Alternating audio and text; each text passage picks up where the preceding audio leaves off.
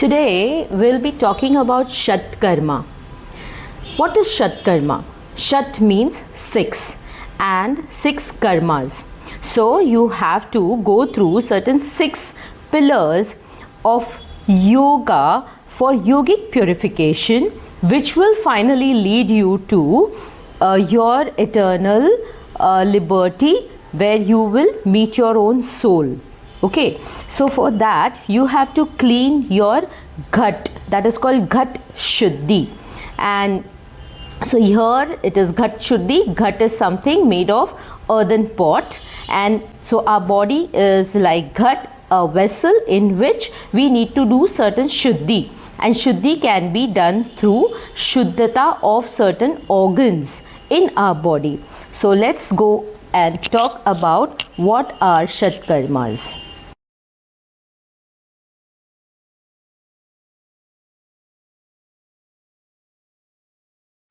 क्या आपको पता है कि जो योगा का फाउंडेशन किसने बनाया था?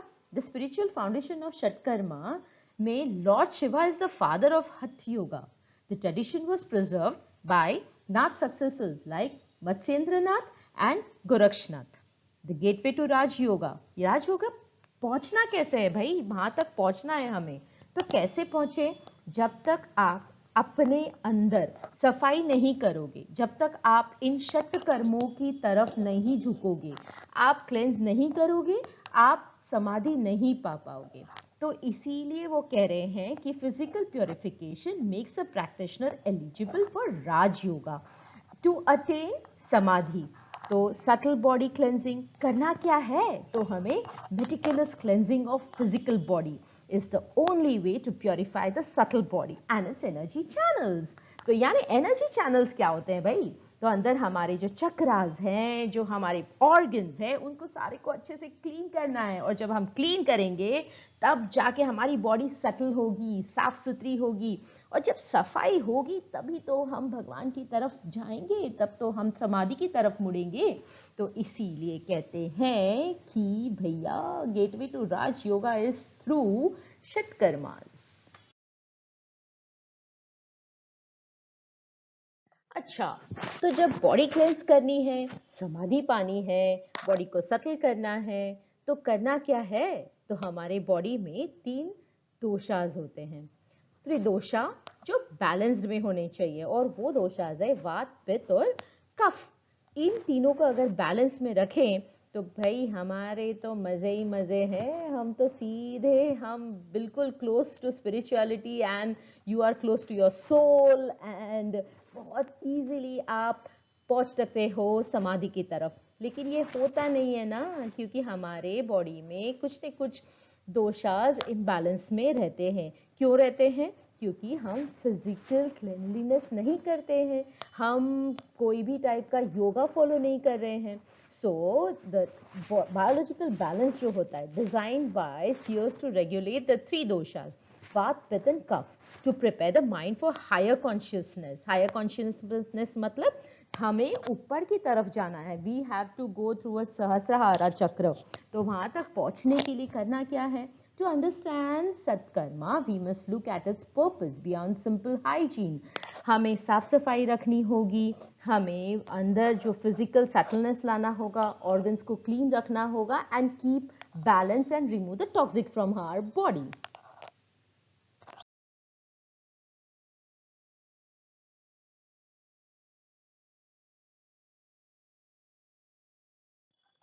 हमारे पास 6 शुद्धि क्रियाज है और उन्हीं को कहते हैं षटकर्मास. और ये षटकर्मास जो है ये पार्ट है हठ योगा का. तो हठ योगा की कुछ टेक्निक्स है जो हमारे बॉडी को शुद्धता की तरफ लेकर जाता है. कौन सी है? 6 है. धौती, बस्ती, नैति, त्राटक, नौली, kapalbhati. These all 6 they influence the body types on Shatkarma. The seers of Hatha Yoga prescribe Shatkarma practices specifically to address and regulate different body types based on their prakriti. तो हमारी जो प्रकृति है उसको बैलेंस में करने के लिए हमारे पास ये सारे षटकर्मास हैं, और इसके थ्रू हम ऊपर की तरफ पहुंच सकते हैं.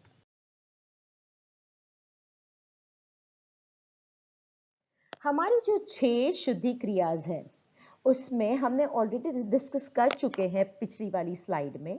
तो इसका कॉन्सेप्ट क्या है? घट शुद्धि। घट शुद्धि मतलब क्या होता है? हमारा जो बॉडी है वो घट का क्या मतलब होता है? मिट्टी, मिट्टी का जो घड़ा होता है। हमारी बॉडी भी एक मिट्टी के घड़े जैसी है, एक बॉक्स है और या घड़ा है और उसके अंदर एक शुद्धिकरण करना है, करेक्ट? तो द हठ राज योगा सिनर्जी, हठ yoga is complete without Raj Yoga and Raj Yoga cannot be attained without हठ योगा। राज योगा का मतलब ही कि हमें स्पिरिचुअलिटी की तरफ पहुंचना है, लेकिन वहां पहुंचने के लिए हमें हठ योगा का ही पाथ लेना पड़ेगा, उस रास्ते पे चलना पड़ेगा। ओके, और होलिस्टिक रिजुविनेशन, ये practices, this makes your body strong, radiant and free from diseases while increasing longevity. तो इसका मतलब अगर हम ये शुद्धिकरण की तरफ मुड़ते हैं तो हम स्ट्रॉन्ग बनते हैं, रेडिएंट बनते हैं और हमें कोई भी तरह की डिजीज नहीं होती, हमारी लाइफ भी अच्छी खासी लंबी चलती है। हमारे जो षटकर्म हैं उसमें से जो पहला वाला पार्ट हम लेंगे धौती सीरीज के अंदर, और धौती सीरीज के अंदर पहला वाला है कुंजल क्रिया। ठीक है, so what is dhauti? Dhauti literally means washing और क्लीनिंग, जो धोते हैं उसको वॉशिंग। तो हम कपड़े धोते हैं, लेकिन हमने कभी इनर ऑर्गन्स को कैसे धोना है उसके बारे में कभी सोचा ही नहीं। So it is purification practice designed to cleanse and purify the upper gastrointestinal tract, specifically from the food pipe to the stomach. So let's see how are we going to work on it.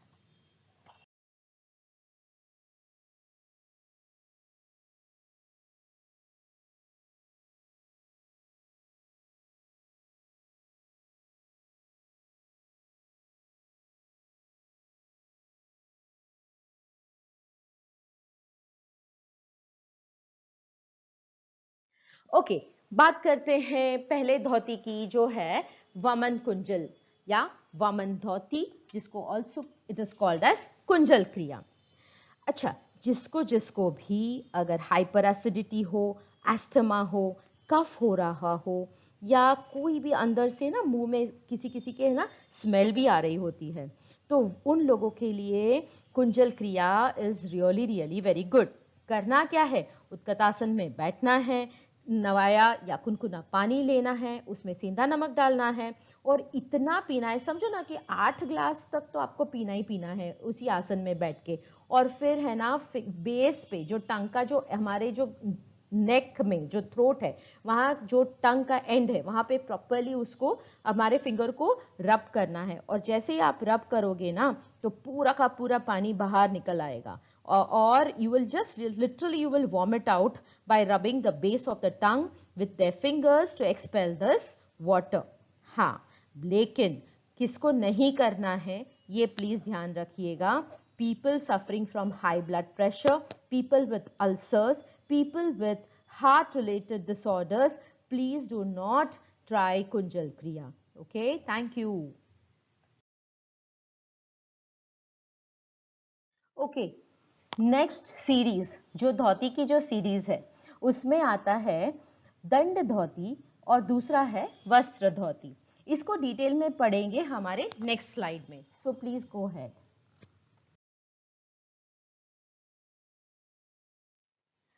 चलो ले चलती हूँ वस्त्र धौती की तरफ।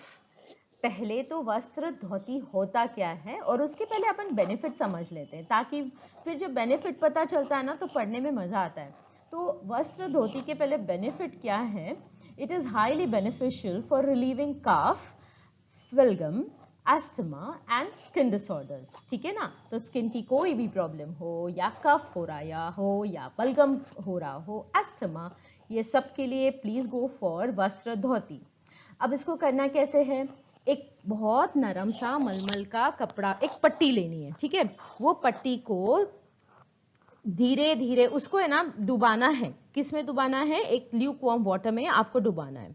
फिर उसको आपको स्वॉलो करना है धीरे धीरे, क्लॉथ को आपके फैरिंग्स में से, गले से जाएगा, it will go into your food pipe, until a specific length is reached and after a short period क्या करना है, उसको वापस धीरे धीरे धीरे धीरे पुल आउट करना है। अच्छा ध्यान रखना कि एंड ना छूट जाए हाथ से, धीरे से अंदर डालना है। आपका एक एंड आपके हाथ में रहना चाहिए, दूसरा एंड धीरे धीरे अंदर तक जाएगा वो, और वो it is going to help you to clean your cough, balgam, asthma, and it will help to improve the skin disorders.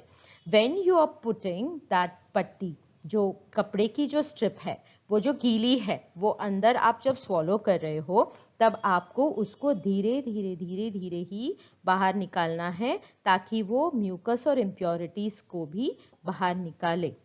अब ये किसको नहीं करना है?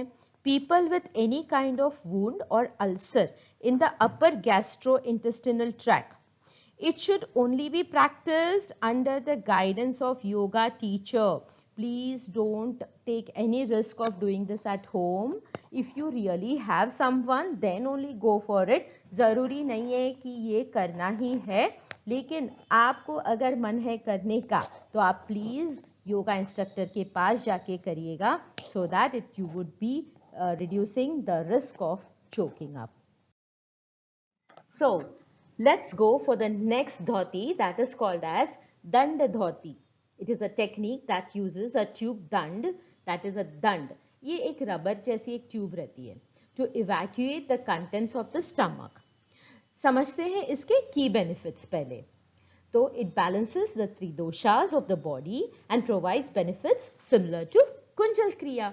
तो चलो, अगर आपको ये नहीं हो पाता है danda dhauti, because this also you need a proper instructor, तो कोई बात नहीं, you can go for kunjal kriya, that is more easier and it is giving the same benefits as that of the danda dhauti. लेकिन फिर भी समझ लेते हैं एग्जैक्टली व्हाट इट इज। इसकी टेक्निक है, in modern practice a rubber tube is sterilized and used, okay? After drinking lukewarm saline water until the stomach is full, the practitioner inserts the rubber tube through the mouth and pharynx into the stomach. The water is then slowly evacuated through the tube.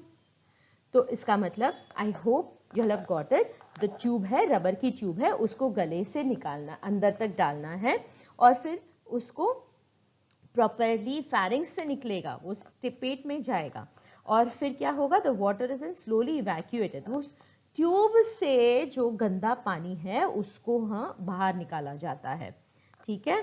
So who should not do this? People suffering from high blood pressure and people with any upper gastrointestinal tract ulceration, okay? उनको नहीं करना है।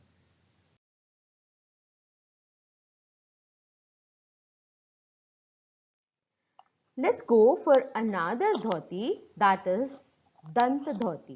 दंत मतलब दांत। अच्छा, दांत को कैसे क्लीन करें? The sources categorize दंत धोती into several specific sub practices amid at different areas of head and mouth. Dant mool, cleaning the roots of the teeth.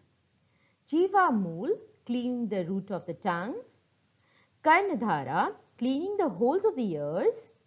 Kapalrandhra, cleaning the cranial holes or the back of the palate. Procedure and daily practice. So you have to practice this daily. So let's see how it is done. हमारे दंत को साफ कैसे करें, उसकी धौती कैसे करें? तो हमारे दांत को रेगुलरली मसाज करना है, मॉर्निंग एंड इवनिंग। करना कैसे है? सेंधा नमक लेना है, उसमें सरसों का ऑयल लेना है। सरसों का ऑयल जो है वो इतना अच्छा है कि अगर आपके बॉडी में कहीं पे भी पेन भी हो रहा होगा ना, तो आप उसको यूज़ कर सकते हैं, वो इतना फ़ायदे कारक है। तो सरसों का तेल लेना है और उस पानी लेना है, अच्छे से मिक्स करके आप आपके दांत को और गम्स को आप अच्छे से मसाज कर सकते हैं। This mixture should be used to thoroughly massage the teeth and gums. अच्छा, इसके की बेनिफिट्स पढ़ते हैं कि disease prevention. It is noted as a relief from pyorrhea and other disorders related to the teeth and gums.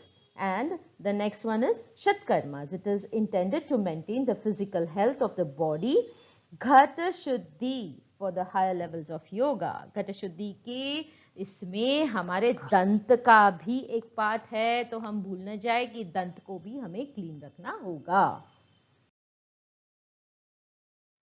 अच्छा, जब हम शतकर्मा की बात करते हैं तो हमारा और एक पार्ट है उसमें, जो है बस्ती। बस्ती is the yogic enema. Traditional method or modern application. Traditional method practiced in a river, navel deep, uses nollie, vacuum suction to draw water up through the anus. Modern application uses an enema pot and catheter with lukewarm saline water. And benefits: cleanses the nadis, purifies chakras, and relieves constipation and excess heat. So this is one of the most important yoga technique to be followed under Shatkarma. Let's see how. Bhasti Kriya, often referred to as a yogic enema, promotes longevity and skin glow through the thorough internal purification of the body. Promotion of longevity. Bhasti, as one of the 6 Shatkarmas practices, contributes to longevity by rejuvenating the body. Shatkarma practices are designed to rejuvenate the human body, making it healthy, strong and free from disease. भाई मैं बोल क्या रही हूँ, I am not just reading, I wanted to say that basti kriya is something like enema. और इसका मतलब जिसको भी कॉन्स्टिपेशन होता हो तो हमें डरना नहीं है कि भाई, मैंने बहुत बार ऐसे सुना है कि एनिमा ले नहीं ले, you know there are lot of doubts. So this is one of the Shatkarmas out of 6. This is one of the important pillars जो हमें हठ योगा से राज योगा की तरफ लेके जाएगा. तो डरना नहीं है, एनीमा लेना है, कॉन्स्टिपेशन लेके नहीं चलना है हमें, और कोई भी पैथी के लिए नहीं जाना है.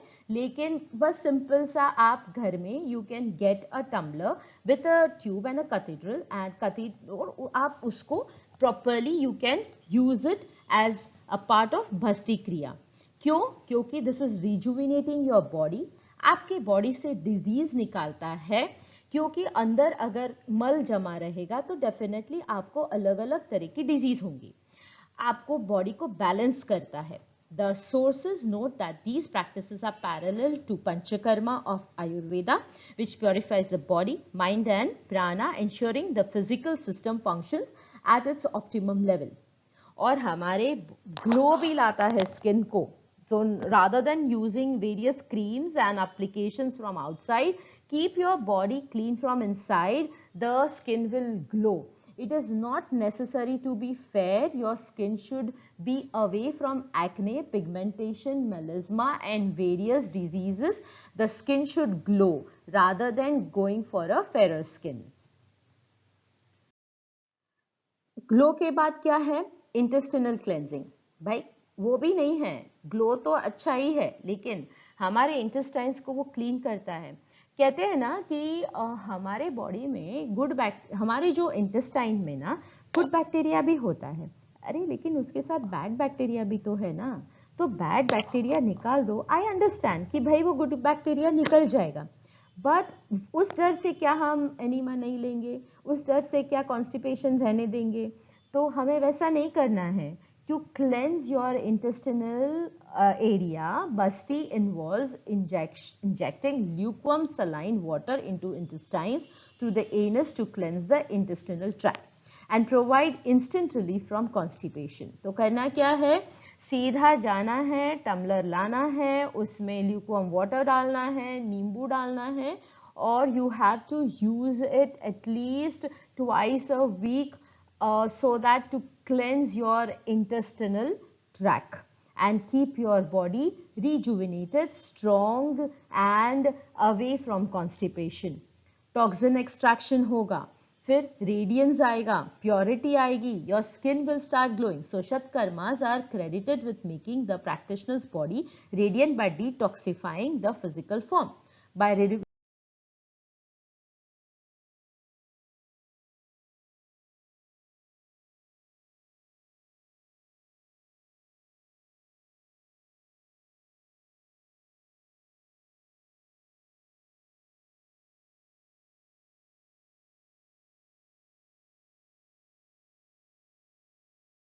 ये आ गया शंख प्रक्षालन। क्या है ये?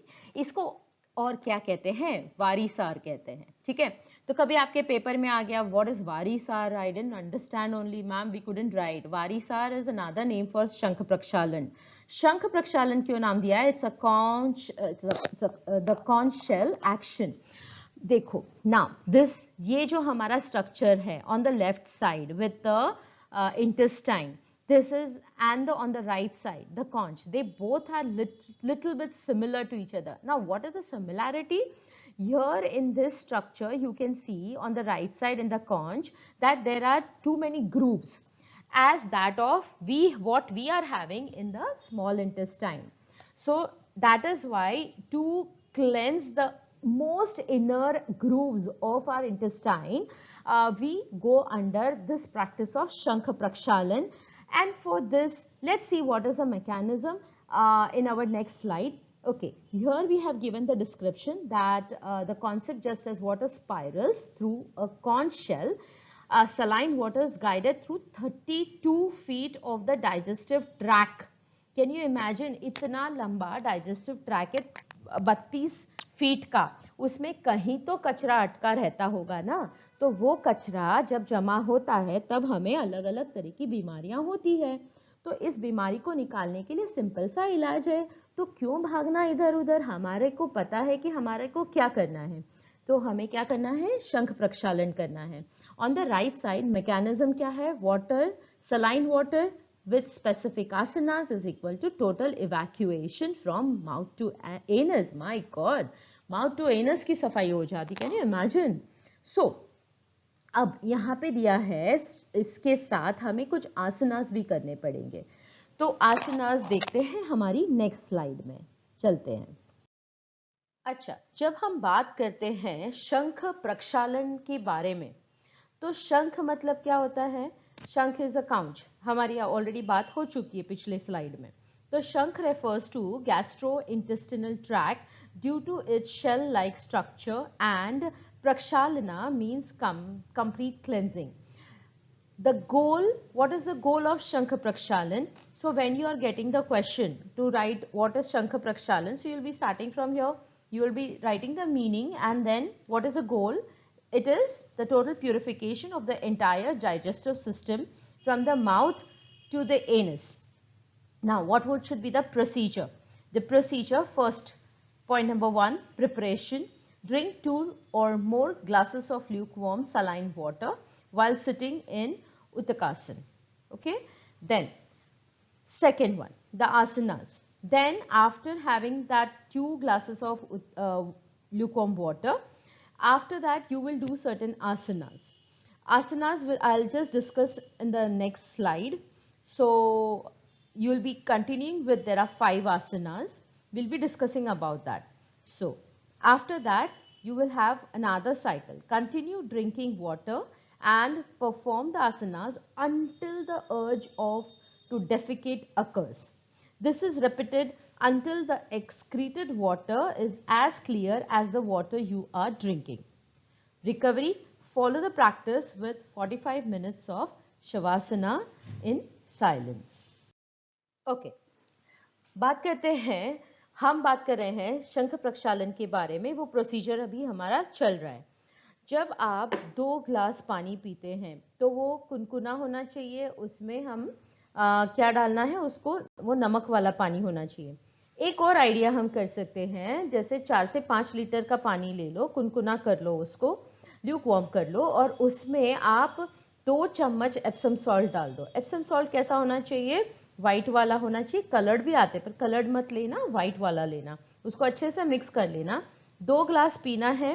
फिर आपको है ना ये 5 तरह के आसन करने हैं। तो पहला होगा ताड़ासन, ये 5 बार करना है। फिर तिर्यक आसन, तिर्यक ताड़ासना, ये भी 5 बार करना है। कटी चक्रासना 5 बार करना है। तिर्यक भुजंगासना 5 बार करना है। और फिर उदरकासना भी 5 बार करना है। और उसके बाद फिर आप 2 ग्लास पानी पियोगे, एंड देन आपको ये रिपीट करनी है 5 आसनास। इस तरह से आपको जब तब तक करना है, alternatively have 2 glasses of water, do 5 asanas, have 2 glasses of water, have do 5 asanas, you almost will go up to 6 rounds, and then do until you get the urge to defecate. Okay, once you feel that okay, you are done with it, then we proceed to our next step.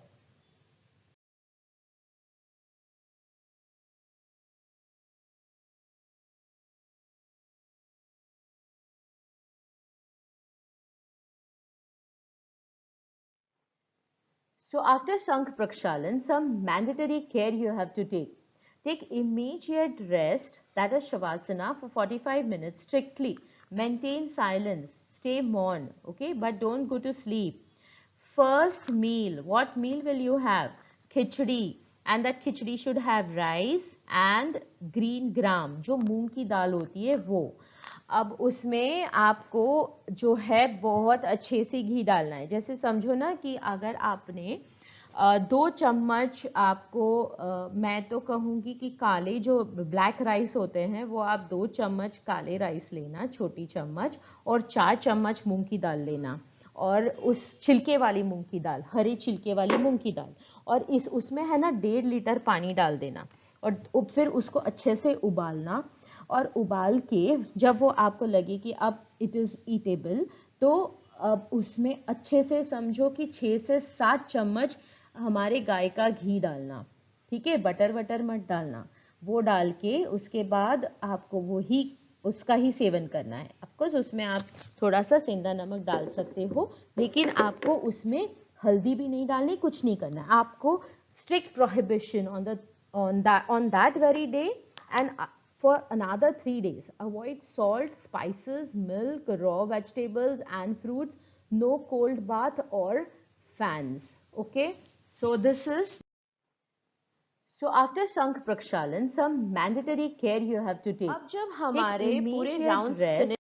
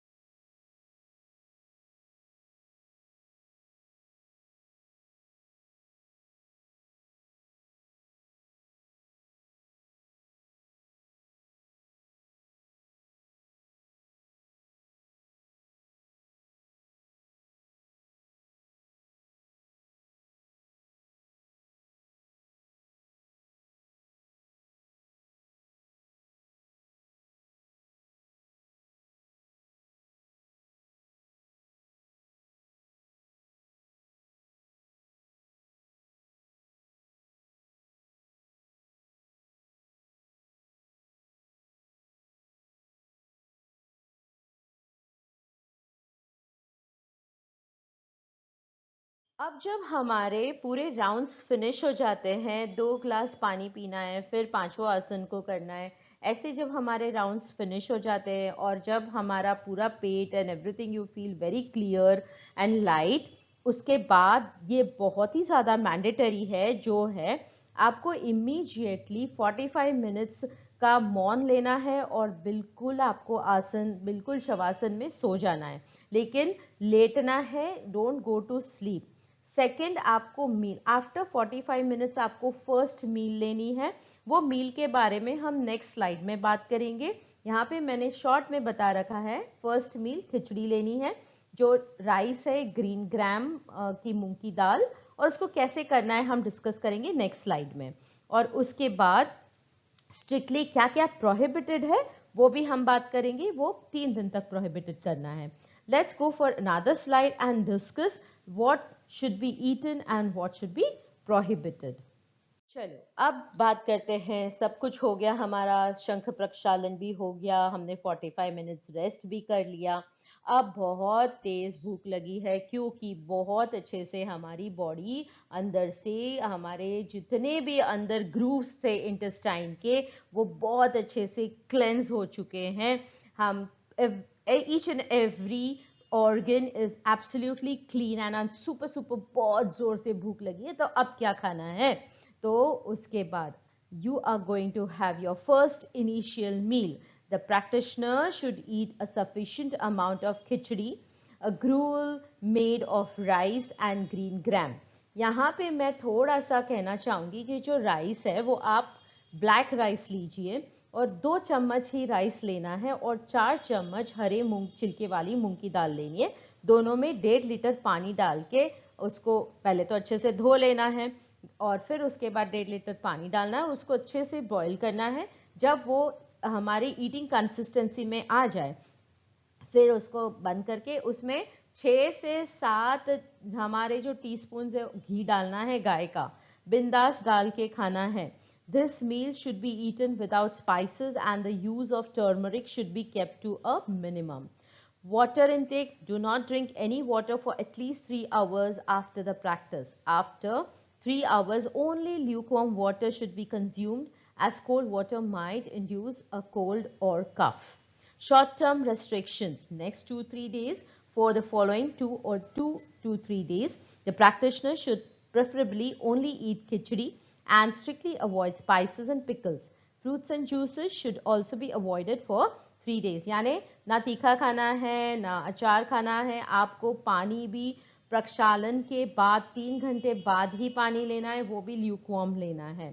पहले तो आपको आराम से गरम गरम बढ़िया सी खिचड़ी खानी है, उसके बाद 3 घंटे बाद आपको पानी लेना है, एंड ये 3 दिन तक लेना है। प्लस आपको स्पाइसेस नहीं लेने हैं, नमक कम से कम उपयोग करना है।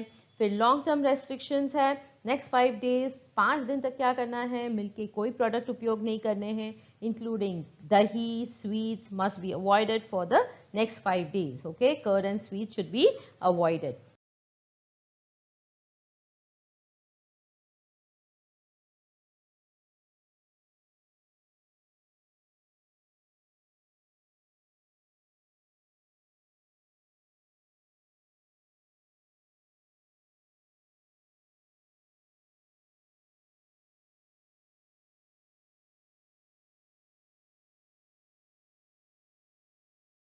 आती है हमारे पास नेक्स्ट धोती, जो है नेति। हमने क्या क्या देखा अब तक में? हमने हमारे ने कैसे क्लीन किया, हमने इंटेस्टाइन को क्लीन किया। Then we also cleaned our food pipe, pharynx, stomach.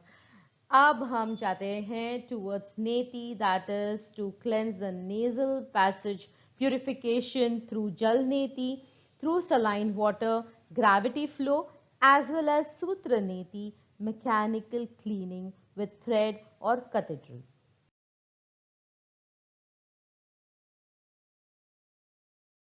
चलो, जब हम बात कर ही रहे हैं धोती के बारे में, तो 2 और है हमारे पास, और उसके डिफरेंसेस साथ में समझ लेते हैं।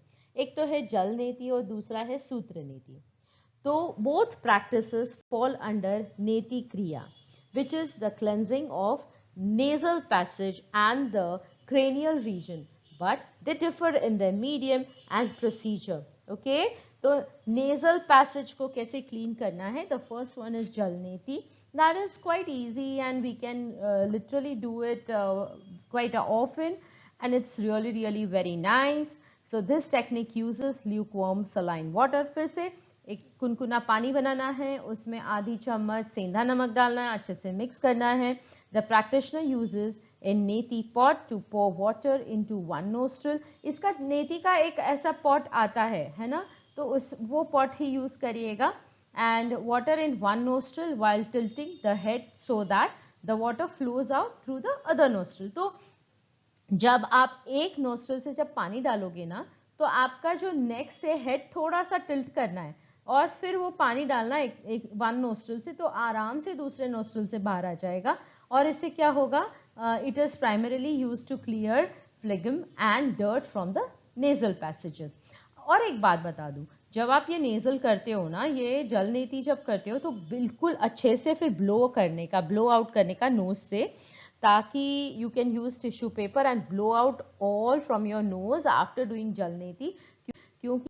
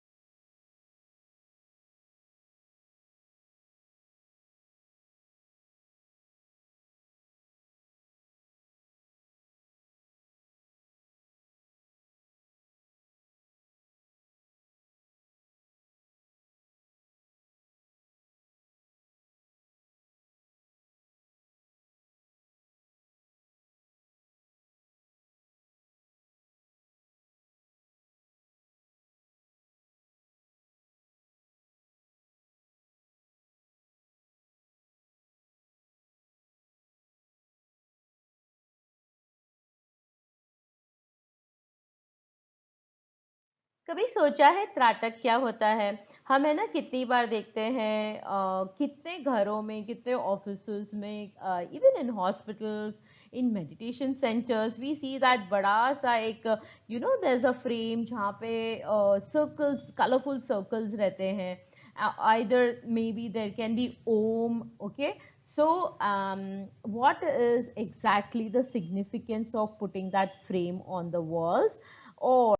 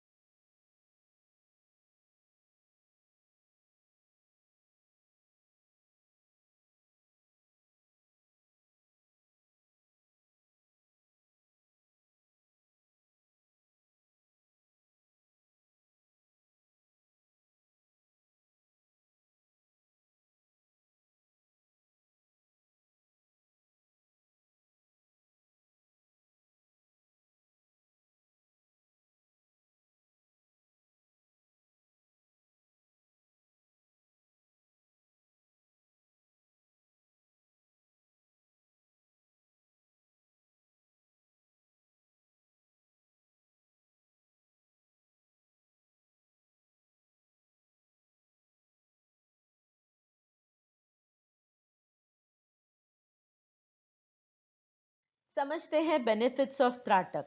पिछले वाली स्लाइड में I have just briefed it कि त्राटक होता क्या है. यहाँ और डिटेल में मैंने दिया हुआ है. मैं क्यों दे रही हूँ डिटेल में? ताकि आपको एग्जाम में इजी हो जाएगा. बेनिफिट्स ऑफ त्राटक अगर आया तो you are going to start with this. Tratak is a powerful practice used to regulate the mind, especially for advanced practitioners. Physical benefits. As one of the Shatkarmas, it is used for purification of the physical body and helps in stabilizing the mind. आपका mind, I think this Tratak should be done for students, because nowadays children have become very hyper.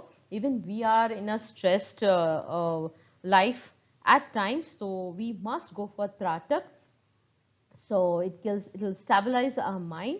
The process involves gazing until tears roll down. आंसू ना आ जाए तब तक आप आंखें नहीं पलकें नहीं झपकोगे, which acts as a cleansing mechanism.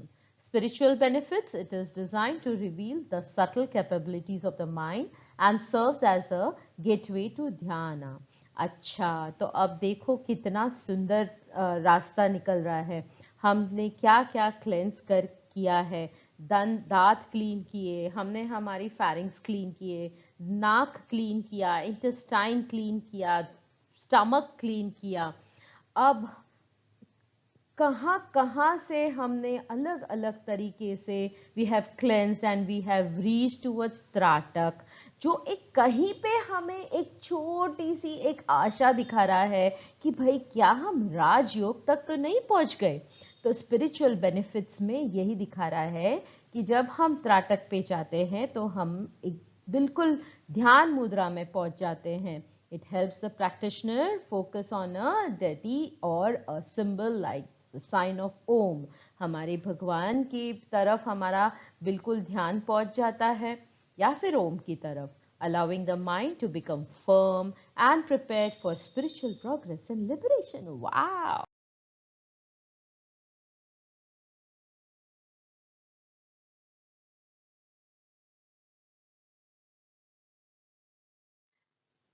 देखो, अब ये स्लाइड में हमें कुछ और भी क्लेंस करना बाकी रह गया है. Igniting the fire, nauli and kapalbhati. लगता है हम we are moving towards Rajyoga. Nauli is something which isolating rectus abdominis lights the digestive fire. Wow, ये कैसा करते हैं इसके बारे में हम नेक्स्ट स्लाइड में समझेंगे. एज वेल एज कपालभाति किसे करना है और किसे नहीं करना है वो भी समझेंगे. ठीक, तो चलते हैं नेक्स्ट स्लाइड की तरफ. हमने ऑलरेडी बात कर चुके हैं नौली क्रिया के बारे में. That is the role of uddiyana bandha in नौली क्रिया. ये होता क्या है मैं रीड करूंगी and I will explain also. In the practice of Noli Kriya, Udiyan Bandha serves as the foundational physical lock required to isolate the abdominal muscles. Its role involves creating the vacuum. The practitioner must exhale and hold the breath for Udiyan Bandha, which causes the abdomen to be pulled inside. क्या करना है? बिल्कुल पहले तो पेट खाली रखना है, कुछ नहीं पीना है, कुछ नहीं खाना है, कुछ नहीं पीना है. सीधा उडियान बंद जब आप करोगे तब आपको पूरे पेट को अंदर लेना है. तो जब अंदर लोगे तो इसका मतलब क्या होगा कि हम सांस पूरी बाहर निकालेंगे और फिर एक बंध बना लेंगे कि अब सांस अंदर तू नहीं जा सकती क्योंकि मेरा पेट अंदर है. हमने मसल्स को टाइट कर रखा है. ठीक है, तब वो पेट एकदम अंदर अच्छे से उसको खींच के उसको टाइट कर देना. Exhale all the breath. Then muscle isolation. This internal pull allows the abdominal muscles to align and emerge at the center of the abdomen. अब जो muscles है वो बराबर लाइन में आ जाते हैं abdomen के and they are अब वो ready है कुछ हमारी activity करने के लिए. अब क्या करेंगे? Enable rotation. Once the muscles have emerged through the application of bandha, जब हम सांस बाहर ले लेते तो पेट बिल्कुल अंदर चला गया है, हमारे मसल्स अलाइन हो गए हैं. अब हमारा प्रोसेस है, हम रोटेशन करने वाले हैं. The practitioner can then proceed to rotate the isolated muscles from right to left. Okay, so it is called Dakshin Noli and left to right is Vama Noli. Without the initial vacuum created by Udiyan Bandha, the specialized manipulation of these muscles would not be possible. जब तक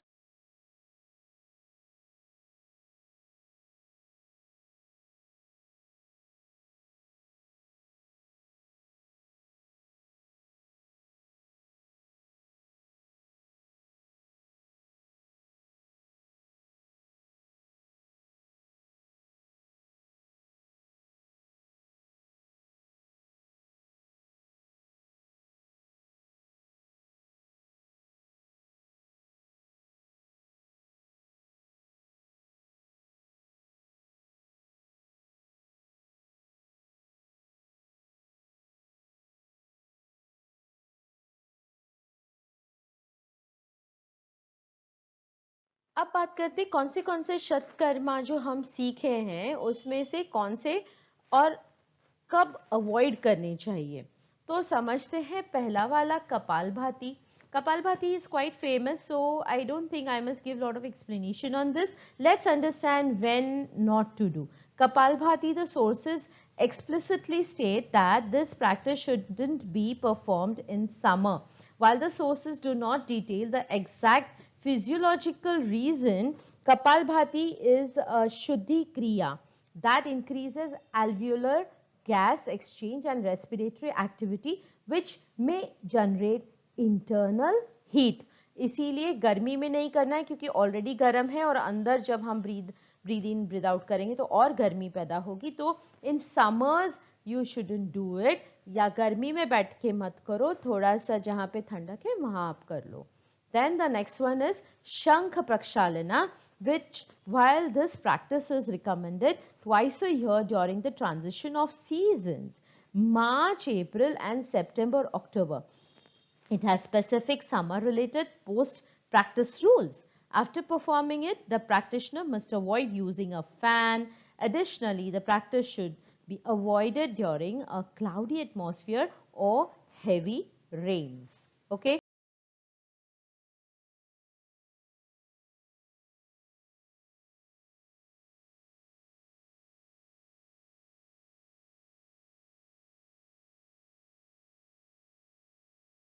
So finally we have come to the conclusion कि हमारे जो 6 षटकर्मा practices हैं, which are also known as शुद्धि क्रियास, and these 6 practices are dhoti, cleansing of the upper gastrointestinal tract, second basti, yogic enema from cleansing the intestine, neti, nasal cleansing, tratak, steady gazing to stabilize the mind, noli, abdominal massage and isolation, kapalabhati, cranial cleansing, shining, यानी आपकी skin भी बहुत अच्छे से glow होगी अगर आप कपालभाति करते हो तो.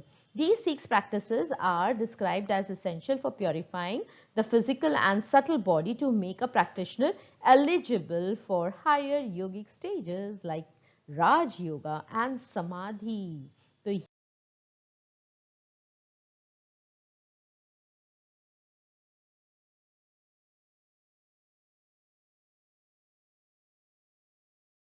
अच्छा, मैंने एक क्वेश्चन डाला है, मैंने ऐसे बीच बीच में क्वेश्चंस भी डाले हैं, तो अगर एग्जाम में आए तो आपको इजी हो जाएगा. So one question is how do shatkarmas purify the nadis and chakras.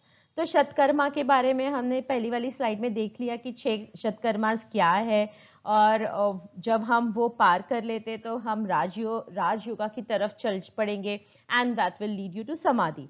तो अब क्या है इसका जो गोल है देखते हैं. Purification of nadis and chakras. Okay, so nadis कौन सी होती है? 2 तरह की नाड़ी होती कि 3 होती है. एक तो होती है वन इज, दोनों जो साथ में चलती है ना वो होती है सुषुम्ना नाड़ी, और एक होती है पिंगला नाड़ी और एक होती है ईड़ा नाड़ी. पिंगला नाड़ी और ईड़ा, एक को चंद्र सूर्य नाड़ी कहते हैं, एक को चंद्र नाड़ी कहते हैं, और जो दोनों चलती है उनको सूर्य नाड़ी कहते हैं.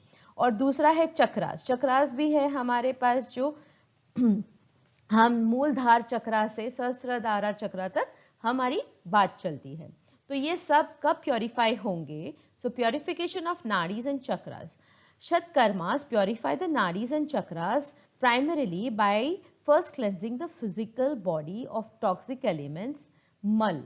Okay, according to the sources, the subtle body is purified through the cleansing of the physical body. तो पहले तो शरीर को हमें क्लीन करना है ये आसनों के द्वारा. Then शंख प्रक्षालन is highlighted for its ability to cleanse the nadis and purify the chakra. सबसे बेस्ट है शंख प्रक्षालन, जिसके बारे में हमने काफी डिटेल में चर्चा कर रखी है, और ये भी मैंने बता दिया है कि आपको कब नहीं करना है, साल में 2 बार करना है, और कब करना है ये भी बात हो चुकी है. By removing physical blockages and toxins, these practices ensure that the body is ready to receive the optimum benefit of asana and pranayama, which is intended to propel the soul towards a higher sense of consciousness. ये जब आपका cleanse हो जाता है, जब आपकी body subtle हो जाती है, जब आपकी नाड़ी जब बैलेंस में रहती है और चक्रास बैलेंस में रहते हैं, तब जाके आप जाते हो समाधि की तरफ. तब आप मेडिटेट अच्छे से कर पाओगे, और मेडिटेट पहले तो आप साधना करोगे, आप धारणा करोगे, फिर उसके बाद आप धारणा करोगे, फिर उसके बाद ध्यान लगाओगे, और उसके बाद आपको समाधि मिलेगी, और उसके बाद आपको लिबरेशन मिलेगा. So this is the entire journey. Only this can happen through षटकर्मास.